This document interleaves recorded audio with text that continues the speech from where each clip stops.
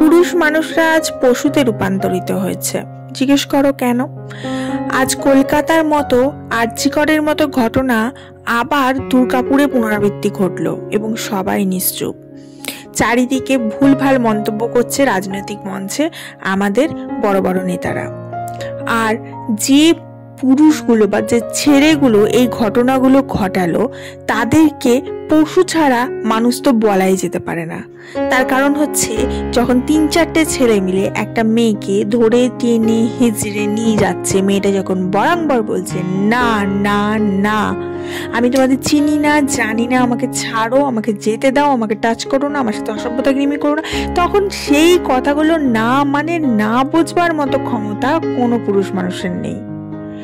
তারা বুঝতেই চাইছে না না মানে কি, তার মানে তারা পশু ছাড়া কি, তারা তো আজ মানুষ না, তারা পুরুষ না, তারা পশুতে রূপান্তরিত হয়েছে। একটা মেয়ে কিন্তু কখনো পশুতে রূপান্তরিত হয় না, কারণ একটা মেয়ে কখনো রেপ করে না। কখনো শুনেছো একটা মেয়ে রেপ করেছে, একটা পুরুষ রেপ হয়েছে? সবসময় এটাই শোনা যায়, পুরুষরা রেপ করেছে এবং মেয়েরা রেপ হয়েছে। তার কারণ হচ্ছে মেয়েরা মানুষ, মেয়েদের মধ্যে মনুষ্যত্ব এখনো বেঁচে আছে, কিন্তু পুরুষদের মধ্যে সেটা হারিয়ে গেছে। তারা নায়ের মানে এটা বোঝে না। তার জন্যে আজকে সমাজে পুরুষরা আস্তে আস্তে পশুতে রূপান্তরিত হচ্ছে। Hello everyone, this is Ivy, welcome back to my channel ইসাস ডায়েরিজের নতুন সকালে তোমাদের সকলকে ওয়ার্ম ওয়েলকাম জানাই। আমি এটার মানে কখনোই বলছি না যে সমাজের সমস্ত পুরুষ মানুষই খারাপ বা সমস্ত পুরুষ মানুষই এক, সেটা নয়। কিন্তু যে সংখ্যক মানুষরা বা যে সংখ্যক পুরুষরা এই সমস্ত ঘটনা ঘটাচ্ছে বা যারা নারীদেরকে এই নজরে সবসময় দেখে, তারা পশু ছাড়া মানুষ তো কখনোই নয়। ইভেন বলা যেতে পারে পশুরাও ভদ্র, পশুদের মধ্যেও একটা সেন্স থাকে। কিন্তু এই যে মানুষগুলো যারা এই সমস্ত ঘটনাগুলো ঘটায়, তারা এবং যারা মেয়েদেরকে এতটাই ক্ষীণ চোখে দেখে এবং যারা নায়ের মানে বোঝে না, নো মিন্স নো, এই জিনিসটার মানে যারা বোঝে না, তারা পশুর থেকেও নগণ্য। এখন এই জায়গায় দাঁড়িয়ে অনেকেই অনেক কিছু মন্তব্য করবে বা আমার কথাগুলো শুনে অনেকেই অনেক কিছু মন্তব্য রাখবে যে মেয়েরা এই করছে, মেয়েরা এই ড্রেস পরছে, মেয়েরা এই করছে, মেয়েরা এই দেখাচ্ছে, এই রাত্রেবেলা বেরোচ্ছে। মানুষের সবার সমস্ত কিছু করার স্বাধীনতা আছে, কিন্তু তুমি কারুর অনুমতি ছাড়া, কারুর পারমিশন ছাড়া, কেউ যখন চাইছে না তবুও জোর করে তার গায়ে টাচ করছো, সেটার স্বাধীনতা নেই, সেটার পারমিশন নেই, সেটা করা উচিত না। এই সিম্পল জিনিসটা কেউ বোঝে না।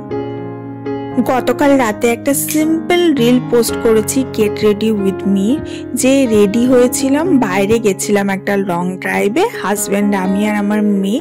তো আমার মেয়ে আর আমি দুজন মিলে রেডি হয়েছি, তার একটা সিম্পল গেট রেডি এডিট করে কালকে রাতে পোস্ট করেছি। সেখানে এসে এক ভদ্রলোক কমেন্ট করছে, নিজের বাচ্চা কি শিখবে, মেয়ে কি শিখবে, মায়ের যা দেখবে তাই শিখবে। হ্যাঁ শিখবে, মেয়েকে আমি শেখাচ্ছি, মেয়েকে আমি এটাই শেখাচ্ছি যে তুমি লক্ষ্মী হয়ে মাথায় ঘোমটা দিয়ে বসে থেকো না, কালী হয়ে হাতে খড়গ ধরো।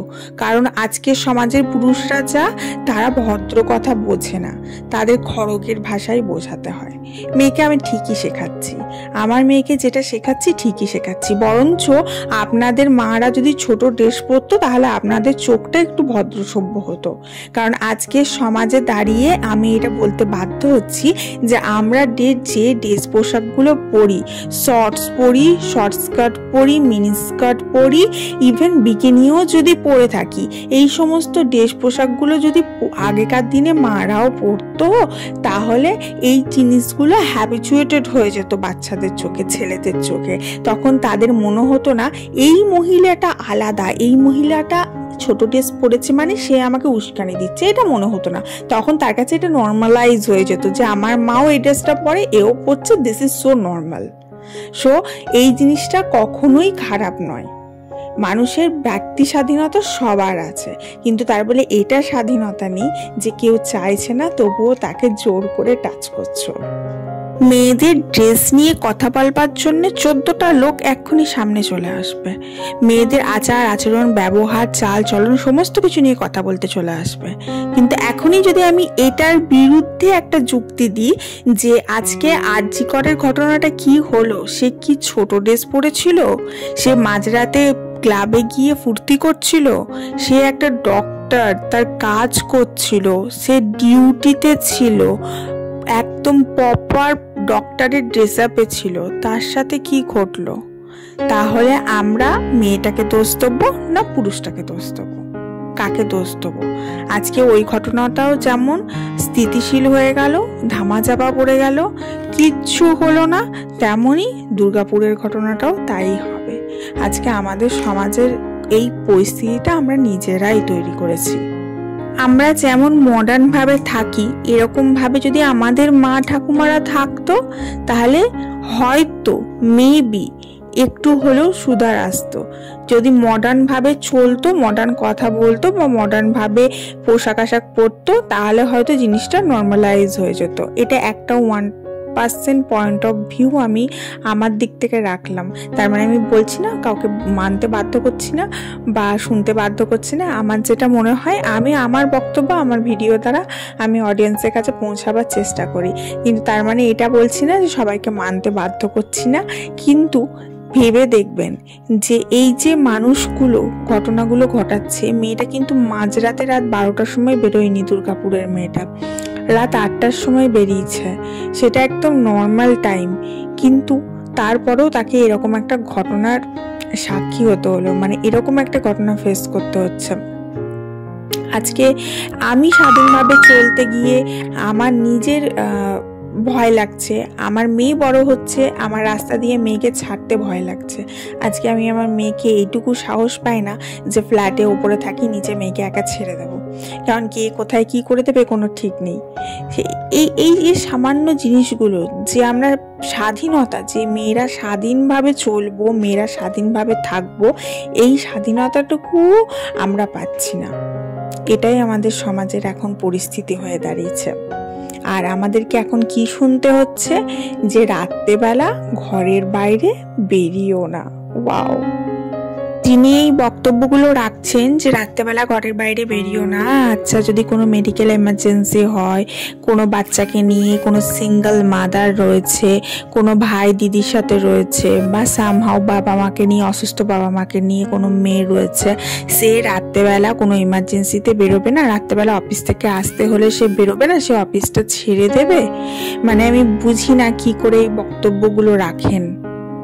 আসলে জানো তো, যার সাথে ঘটনাগুলো ঘটে বা যার পরিবারে ঘটনাগুলো ঘটে, তারাই শুধুমাত্র এই ঘটনাগুলোর যে মর্মটা তারা বোঝে।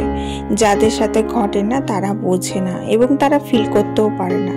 আজকে যদি আমি একটা ছেলেকে বোঝাতে চাই এই পয়েন্টগুলো, সে কখনোই বুঝবে না, একটা মেয়েই বুঝবে এই পয়েন্টগুলো। যাই হোক, আজকে সকাল থেকে যেমন কাজকর্ম গতি চলছিল, তার মধ্যে থেকে এই সমস্ত নিউজগুলো দেখা, গত দুদিন ধরেই নিউজগুলো দেখছি, আজকে বলে নয়। এবং দুর্গাপুরের যে পুলিশ বক্তব্য রেখেছেন সেগুলোও শুনেছি, এবং এই বক্তব্যগুলো শুনে আমার যতটুকু মনে হলো আমি সেটুকু তুলে ধরার চেষ্টা করলাম।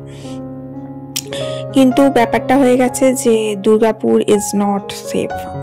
যেমন আমাদের কলকাতা অতটা সেফ নয়। আমরা দিল্লিটাকে ভাবতাম প্রথমে সেফ না, দিল্লিতে হয়ে যাওয়া ঘটনাটা দেখে, তারপরে কলকাতায় হয়ে যাওয়া এত এত বাজে ঘটনা থেকে আমরা বুঝলাম যে কলকাতা সেফ না। এখন দেখছি দুর্গাপুরও সেফ না।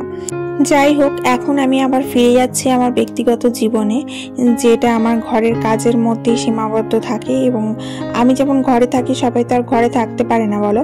তার জন্যই এইটুকু প্রে করা ঈশ্বরের কাছে যে সবাই যাতে সেফ থাকতে পারে অন্তত। যাই হোক, অনেকগুলো কাজ জমেছিল, তোমাদের সাথে কথা বলতে বলতে বা মনের কথাগুলো শেয়ার করতে করতে কাজগুলো হয়ে গেল। এরপরে চানটা করে আসি ঝট করে, দেন লাঞ্চে বসবো। আজকের লাঞ্চটা তোমাদের সাথে শেয়ার করি। খুব একটা বেশি কিছু সেরকম রান্না করা হয়নি, তবে আমার মনে হয় ছেলেদের কাছে আমি একটা ছোট্ট বার্তা দিই যে তোমরা না মেয়েদেরকে বা মহিলাদেরকে এই মহিলা বা মেয়ে বলে না দেখে না একটু মানুষ হিসেবে গণ্য করতে শেখো। তাহলে দেখবে সমাজটা একটু একটু বেটার হবে, আমাদের ফিউচার জেনারেশনের জন্য একটু বেটার হবে। যাই হোক, এই যে আজকে হয়েছিল একটু মাংস ছাড়া তো হাজব্যান্ড মশাই খেতে পারে না, এবং এই মাংস আর দই এই সমস্ত দিয়ে আজকে লাঞ্চটা সারলাম। দেখা হচ্ছে কালকে। Love you all, by.